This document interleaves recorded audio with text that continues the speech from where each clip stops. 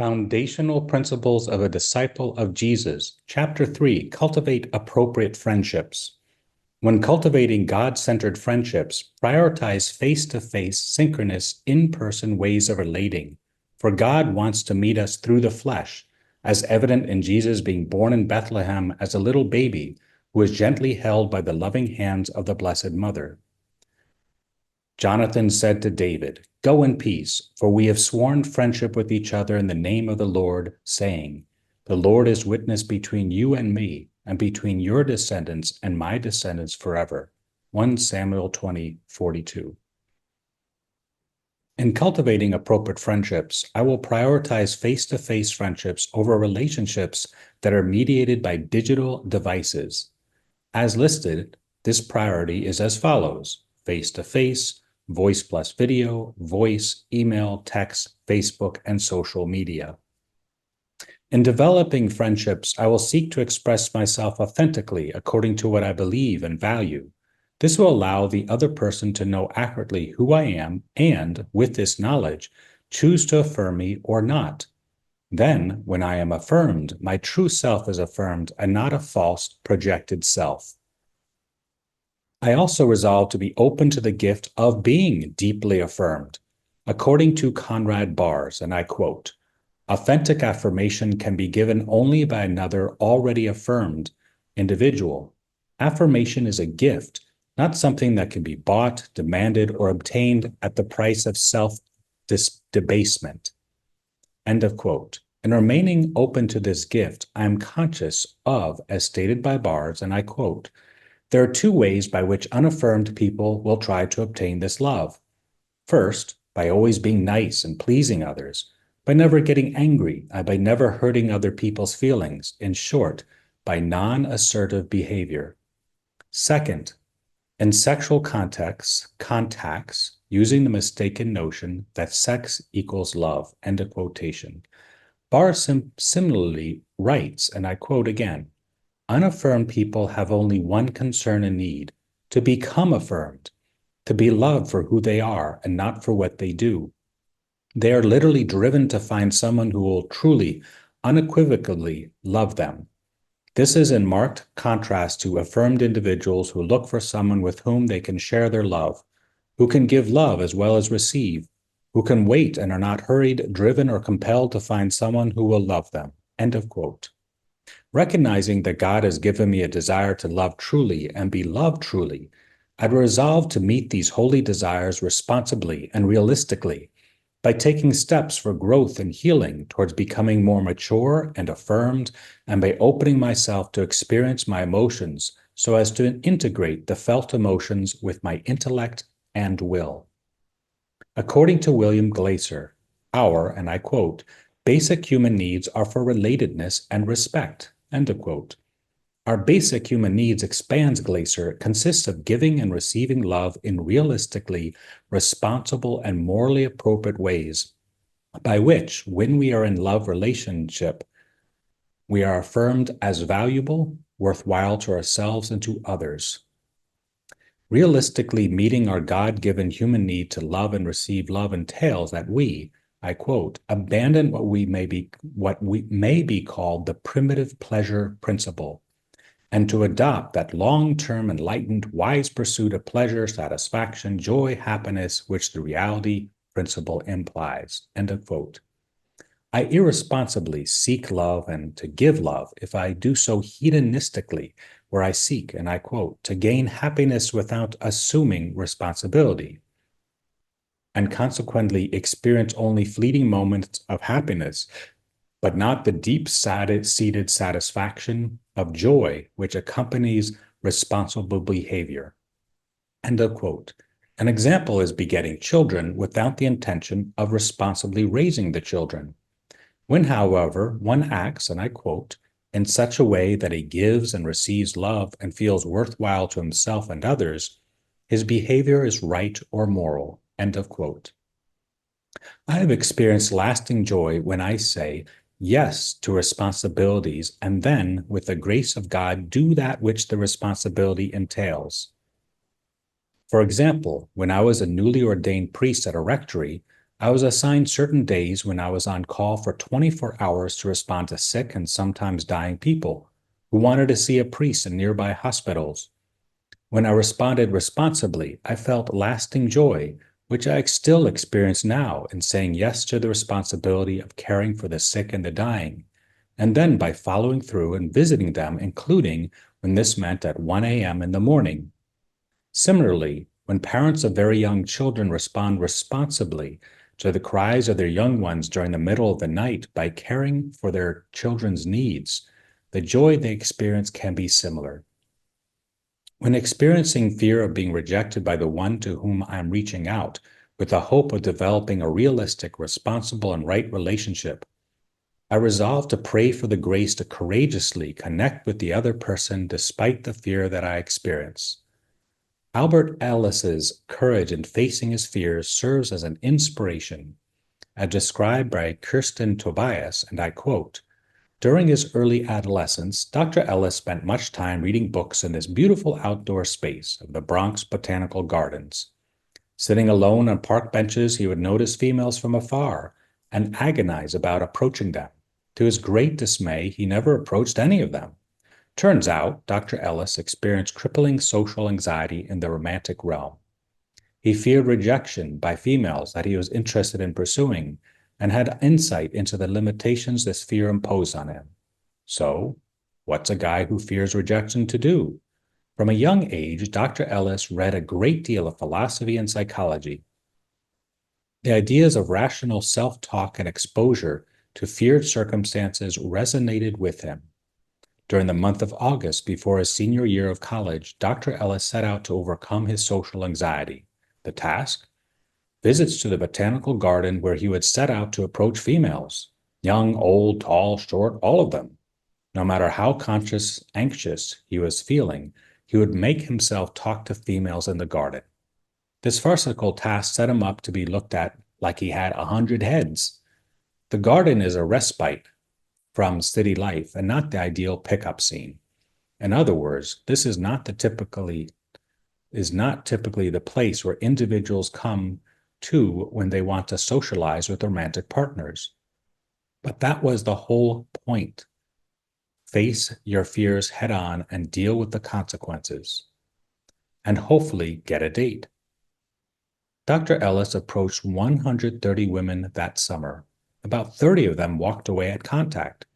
He spoke in varied lengths to the remaining 100 about a number of diverse topics. Of the ones he spoke to, only one agreed to go out with him, and she never showed up to their date.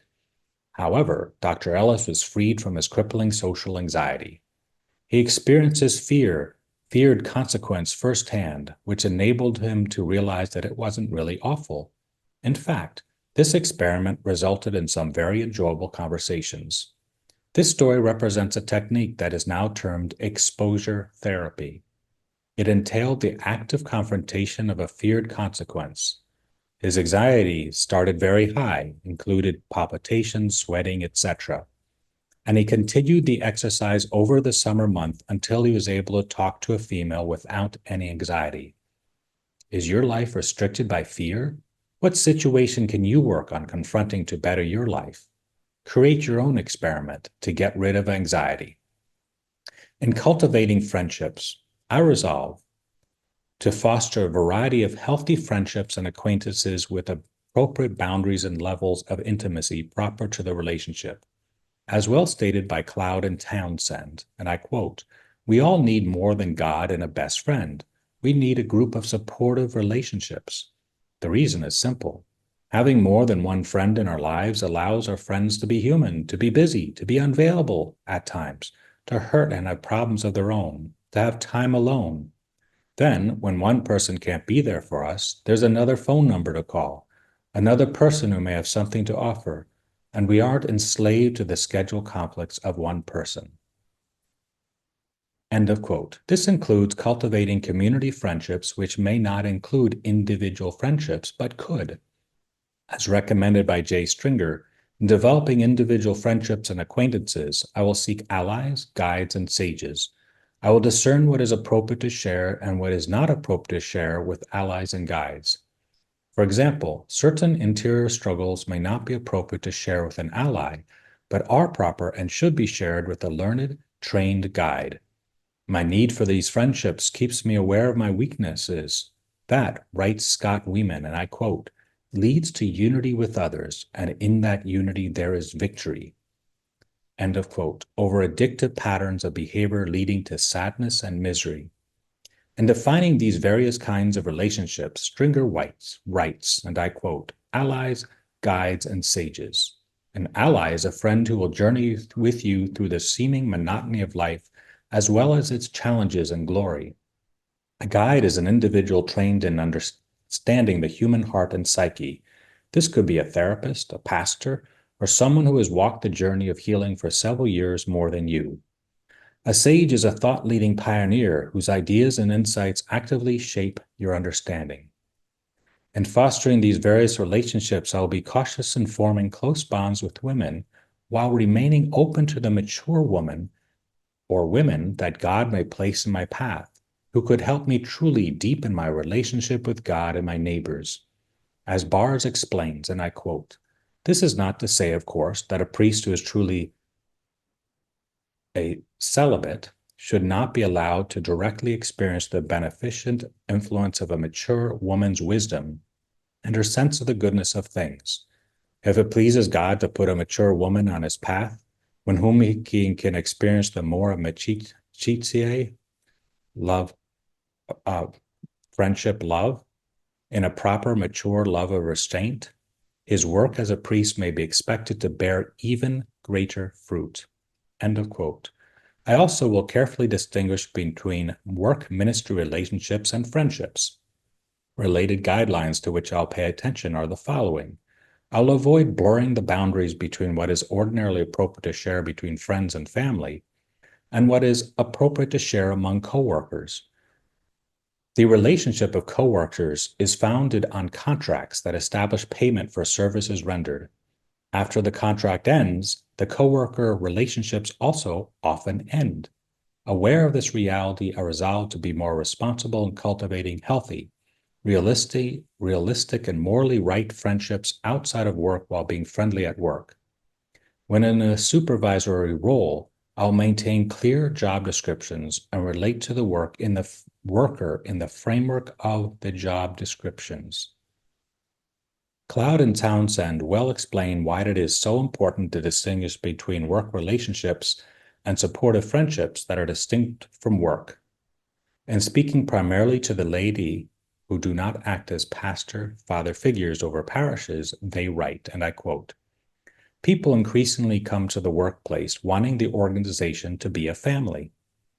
In a society where the family, church, and community are not the social support structures they once were, people look to their colleagues for the emotional support a family once provided.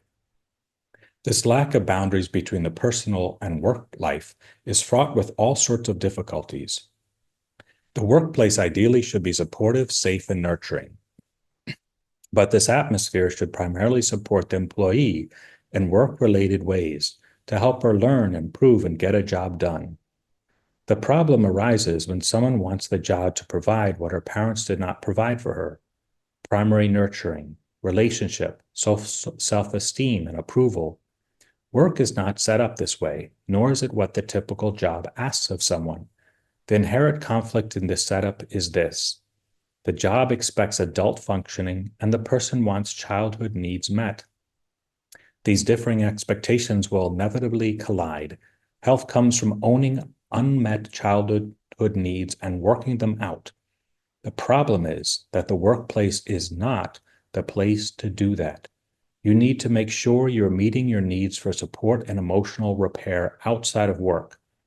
Plug into supportive and healing networks that will help you to grow out of your emotional hurts and unmet needs and build you up so you can function well at the job in the adult world that has adult expectations. Get your relationship needs met outside of work, and then you will be able to work the best without getting your needs mixed up with what the company needs from you. Keep your boundaries firm. Protect those hurt places from the workplace, which is not only not set up to heal, but also may wound unintentionally. End of quote.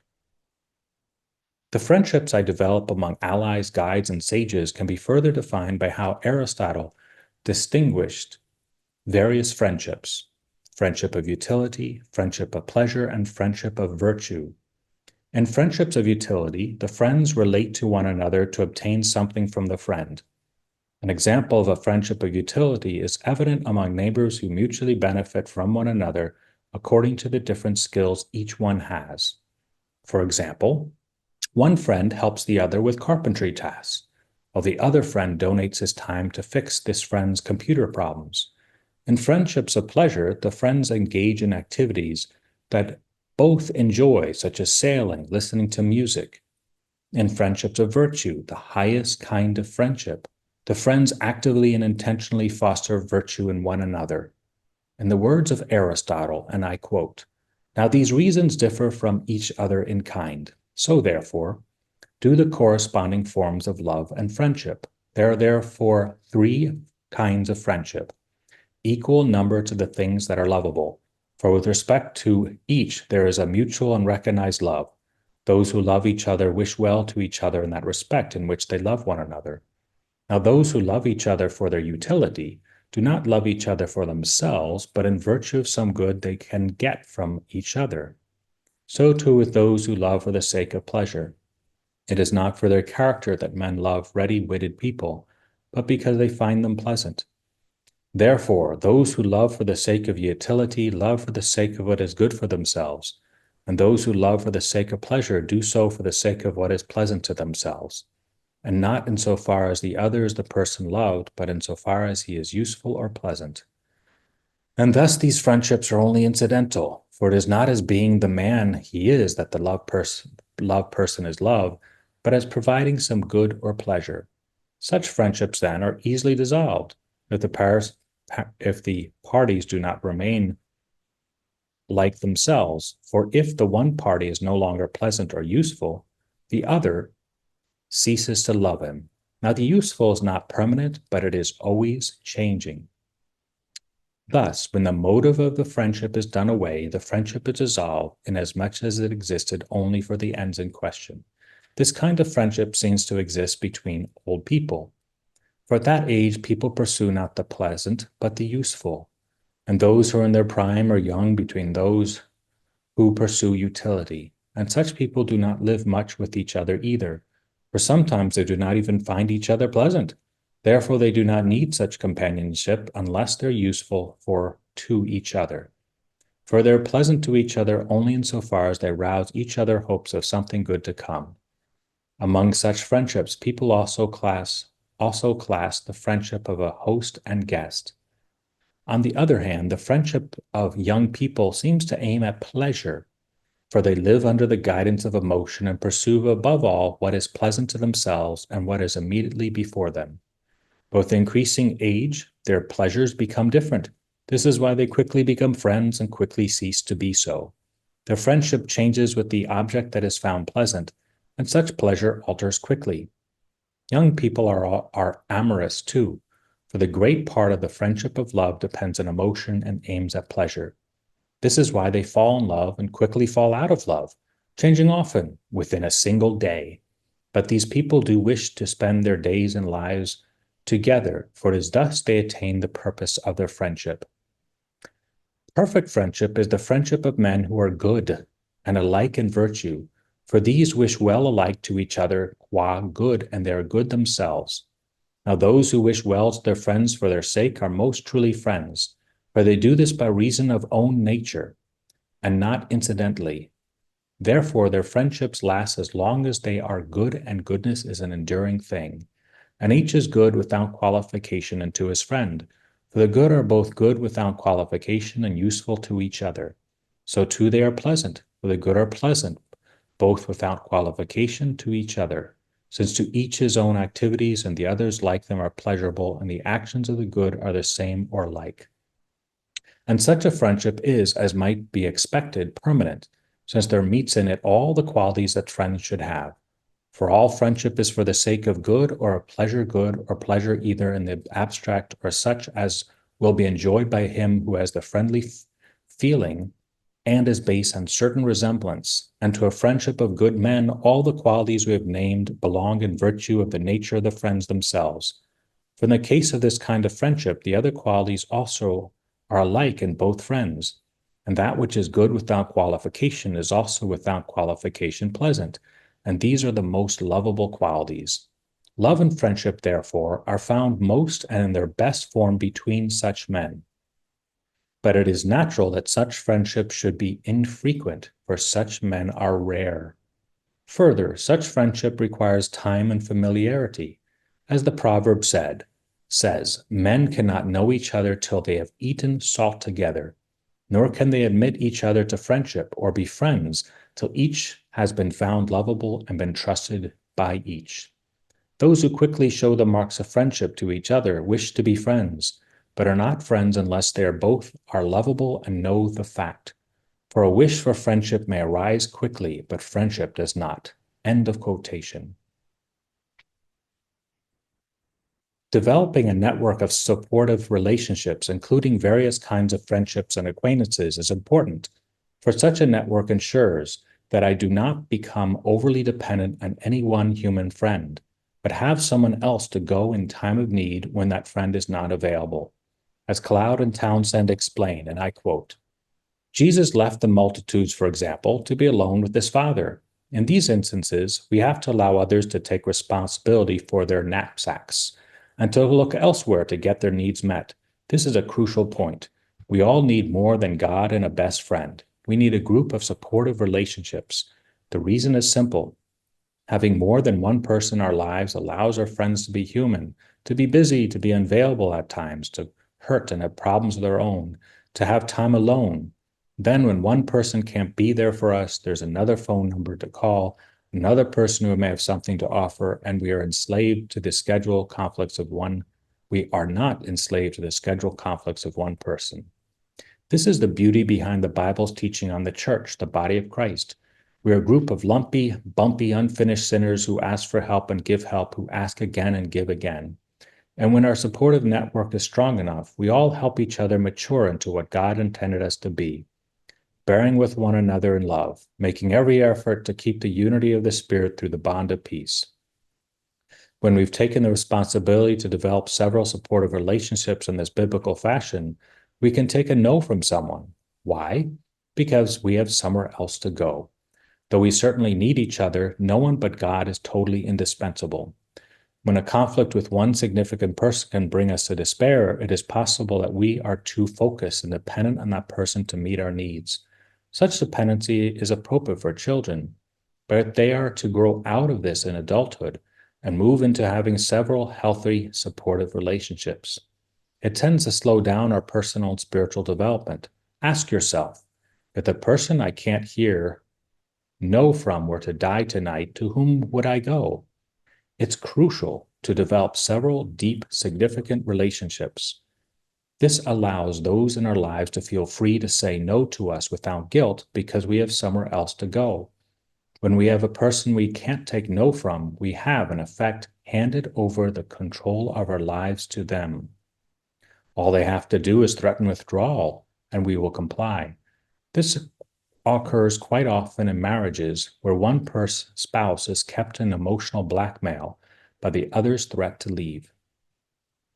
End of quote. An aspect of the mature love I'm to express to the various friends and acquaintances is self-restraint, as explained by Barr's teaching, and I quote, "Don't be ashamed to experience your feelings, even though you may have to restrain your actions." Dr. Barrs insists that reason or love may require us to restrain our actions at times for the good of another, but this doesn't mean we should express or feel ashamed of our genuine feelings. The repressing of a feeling and the restraining of an action are two entirely different things. We should never repress our feelings, states Dr. Barrs, but at the same time, we accept, for example, our emotions of anger or desire towards another. We may have to exercise restraint in expressing these emotions for the good of the person involved. You never repress feelings of love, explains Dr. Barrs, but you might restrain certain manifestations of love because they're not good for the other person, or they would be in conflict with the moral order. End of quote. According to self-restraining love, I'm to experience emotions, both positive and negative emotions, desire, love, warmth, affection, joy, sadness, fear, hate, etc., with restraint and without repression. The emotions I experience are to be integrated with my reason and will. All my emotions are messengers to be listened to and counselors to be heeded, but not necessarily followed when making decisions where I apply right reason to action. In themselves, as created realities reflecting God as a good creator, emotions are naturally good. Their moral goodness is defined by how I engage my emotions with my intellect and will. In affirming the moral neutrality of emotions prior to the engagement of the reason and the will, the Catechism of the Catholic Church teaches, and I quote, "In themselves, passions are neither good nor evil. They're morally qualified only to the extent that they effectively engage reason and will. Passions are said to be voluntary, either because they are commanded by the will or because the will does not place obstacles in their way. It belongs to the perfection of the moral or human good that the passions be governed by reason. Strong feelings are not decisive for the morality or the holiness of persons. They're simply the inexhaustible reservoir of images and affections in which the moral life is expressed. Passions are morally good when they contribute to a good action, evil in the opposite case. The upright will orders the movements of the senses it appropriates to the good and to beatitude. An evil will succumbs to disordered passions and exacerbates them. Emotions and feelings can be taken up into virtues or perverted by the vices. In the Christian life, the Holy Spirit himself accomplishes his work by mobilizing the whole being with all its sorrows, fears, and sadness, as is visible in the Lord's agony and passion. In Christ, human feelings are able to reach their consummation in charity and divine beatitude. Moral perfection consists in man's being moved to the good not by his will alone, but also by a sensitive appetite, as in the words of the psalm, "My heart and flesh sing for joy to the living God." End of quotation. In discerning how best to love in properly self-restraining ways, I will, as recommended by Grant Freeman, imagine a house with various rooms. Each room and the lawn outside corresponds to different levels of intimacy. Then I will ask myself, what location is most fitting for the person I'm relating to, and what location is least appropriate for the person I'm relating to? I also will test a person to discern what room is appropriate for that person to be in, and only gradually, if discerned, invite a person to another more intimate room.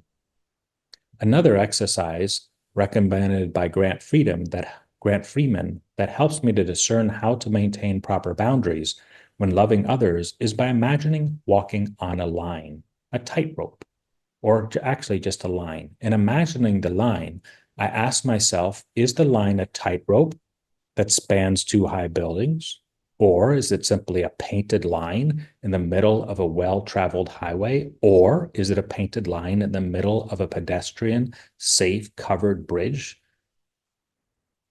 If the former is more likely the case, then the risk is too great, for if a mistake is made, it means sudden death. If the latter is the case, then I reject walking the line because the entailed risk, then I'm being overly cautious. Practical ways to ensure proper safety while remaining in relationships with others include inviting at least a third person to accompany me, and the other person, for the third person acts as a check and balance and can diffuse emotional intensity. Similarly, if it seems proper to cultivate a friendship with a married woman, I will cultivate a friendship with the married couple and not just with the married woman, as advised by Father Alfredo Hernandez. Especially with women I'm friendly with. I will also take special care to distinguish spiritual friendships from carnal human love, and to safeguard that a spiritual friendship does not become transformed into a carnal friendship. At times, this requires relying on the counsel of my spiritual director, counselor, or trusted friend. In distinguishing between these two kinds of love, Cardinal Raniero Cantalamessa writes, and I quote, "We mistake the flesh for the spirit when we take as supernatural divine love or spiritual friendships, what in fact are only beginnings of human love. Human and carnal love in its initial stages produces effects that are easily mistaken for the effects of grace and conversion of heart. The face lights up, the person becomes sweet-tempered and compliant, feels generous and helpful, and experiences new idealism and fervor. As I was saying, it is easy to think one is dealing with the conversion of the heart, when in fact it is only the beginning of a human falling in love, which can have unfortunate consequences if it is not immediately recognized as such. A religious may believe that as a result of meeting him or her, a certain person has been transformed. So the religious is pleased and insists on seeing, writing to, or telephoning the person. Oh. They may even thank God for having been chosen as his instrument. The truth is that God has been at work, but in a quite different way. He allows all this to bring us out of delusion and presumption and to make us humbler and wiser for the experience. End of quotation. A way to safeguard friendships with women, adds Cardinal Cantalamessa, is not by cultivating friendships exclusively and furtively, and by sharing the friends in some way with one's community. At times when I'm around women, but not exclusively, I feel awkward, which can lead me to be shy, withdrawn, and distant. This shyness dampens my ability to be so social. When feeling awkward, shy, increasingly conscious, and wanting to leave social gatherings that open me to relationships, I resolve to prayerfully focus my attention away from myself and towards other people by opening my posture, reveal chest, relax shoulders, expose heart, lungs, eyes, by seeking to reduce other people's anxiety, their stress levels, by evoking peace and joy within them. In these social settings, I resolve to be other-centered and not anxiously self-centered. I'll practice other-centeredness by finding ways to generally affirm, encourage, and put others at ease while paying little or no attention to my social anxieties and fears. These principles reflect Peterson's advice, and I quote, I used to counsel my socially anxious clients that if they went to a party and they were starting to feel self-conscious and awkward, that what they should do is concentrate on making the other people around them feel comfortable. You can't stop thinking about yourself, because then you just start thinking about yourself. But you can focus your attention on the other person and try to put them at ease. And as soon as you do, then your anxiety will go away. At these social gatherings, I will resist, end of quotation. At these social gatherings, I'll resist the temptation to belittle in my mind the value of cordial small talk. Instead, I will view social settings as containing multiple opportunities to deepen my ability to lovingly and truthfully engage in small talk, which is a way to be charitable in a small, hidden ways. As Saint Therese of Lisieux was reputed to have said, miss no single opportunity of making some small sacrifice, here by a smiling look, there by a kindly word, always doing the smallest right and doing it all for love. These social pleasantries are often the beginning steps of deeper relationships. As explained by Peterson, I quote, if you do not know how to act in public, you do not have a developed persona. Some of you think that small talk is nonsense. If you do not know how to make small talk, means you will not do very well, at least in the beginning in social engagements. You need to convince people that you're basically social and civilized before it is even reasonable to go beyond pleasantries with you. End of quote. Aware that the current time, as Christine Gudorf explains, and I quote, is structured in ways that more or less limit intimacy to sexual relationships, especially for males, end of quote, I resolve even more to cultivate healthy friendships, healthy relationships that are in accordance with my celibate state. Nelson warns that, I quote, persons who forego sexual relationships are often more emotionally isolated with unmet interpersonal needs for disclosure, acceptance, nurturance, and intimacy. The reason why this emotional isolation has increased is because, explains Gudorf, in other cultures and in past periods, men and women have met their intimacy needs through lifelong social relationships with extended family and neighbors, primarily through same-sex friendships. The different occupations, interests, and roles of men and women in the past usually prevented marital relationships becoming the primary, much less the sole source of intimacy. End of quote. In addition, Gudorf writes, The current anonymous, urban, highly movable society of postmodernity has left persons primarily reliant on sexual partners for the satisfaction of virtually all interpersonal needs. End of quote. This means, she concludes, quote, celibates are therefore seriously disadvantaged. This disadvantage is even greater for males than for females, since males are even more likely than females to depend solely on sexual partners for intimacy. End of quote. As encouraged by Cardinal Cantalamessa, I will strive to live the celibate state less from the perspective of sacrifice and more from the perspective of a wonderful gift that I have received and I'm continually to give thanks to God for entrusting to me. The virgin and celibate have the graced opportunity to love others according to God's gratuitous virginal love. And explaining God's gratuitous virginal love and comparing this love to the virginal and celibate state, virginal and celibate love, Cantalamessa writes, and I quote, St. Gregory Nazianzen wrote a splendid verse in praise of virginity. The first virgin, he says, is the Holy Trinity. Yes, the first virgin really is the Holy Trinity, not just because the first generation of the Word by the Father is virginal, but also because the Trinity created the universe alone, without the aid of any other principle, not even some kind of pre-existing matter. It created out of nothing, virginally. In every act of sexual procreation, there's an element of selfishness and desire. And when a woman and a man produce a child, they give a gift, certainly, but they also gift each other. They fulfill themselves, but they also fulfill each other. They need the encounter with the other for their own fulfillment and enrichment.